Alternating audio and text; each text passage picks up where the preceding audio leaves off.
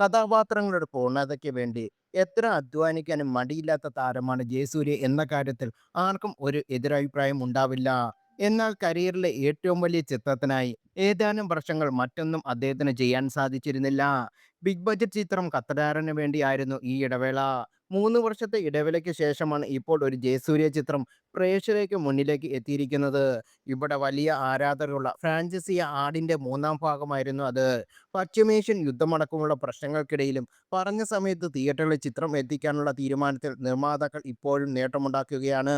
ഇതിനകം ജയസൂര്യയുടെ career best collection നേടിയ ചിത്രം ബോക്സ് ഓഫീസിൽ പല ലിസ്റ്റുകളും അദ്ദേഹത്തിനെ മുന്നോട്ട് നീക്കി നിർത്തിയിരിക്കുകയാണ്.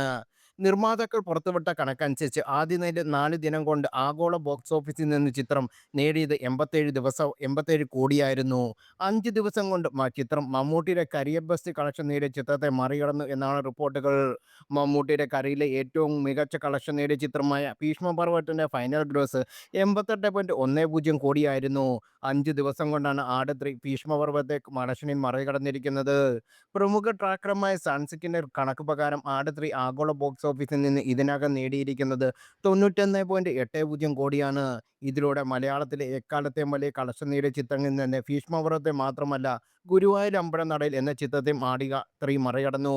ഇതിലൂടെ പ്രമുഖ താരമായ ഹൈസ്റ്റ് ഗ്രോസിംഗ് മൂവീസ് ലിസ്റ്റിൽ മമ്മൂട്ടിയെ മറികടന്ന് 9ാം സ്ഥാനത്ത് എത്തിയിട്ടുണ്ട് ജയസൂര്യ. 10ാം സ്ഥാനത്ത് നിലവിൽ മമ്മൂട്ടി. കല്യാണി പ്രിയദർശൻ ലോക, മോഹൻലാൽ ചിത്രം എമ്പുരാൻ, ടൊവിനോയുടെ 2018, പൃഥ്വിരാജ് സുകുമാരന്റെ ആടുജീവിതം, ഫഹദ് ഫാസിലിന്റെ ആവേശം, നിവിൻ പോളിയുടെ സർവ്വമായ, നസ്ലിന്റെ പ്രേമലു, ഉണ്ണിമന്റെ മാർക്കോ എന്നിവയാണ് യഥാക്രമം ലിസ്റ്റിലെ ആദ്യ 8 സ്ഥാനക്കാർ.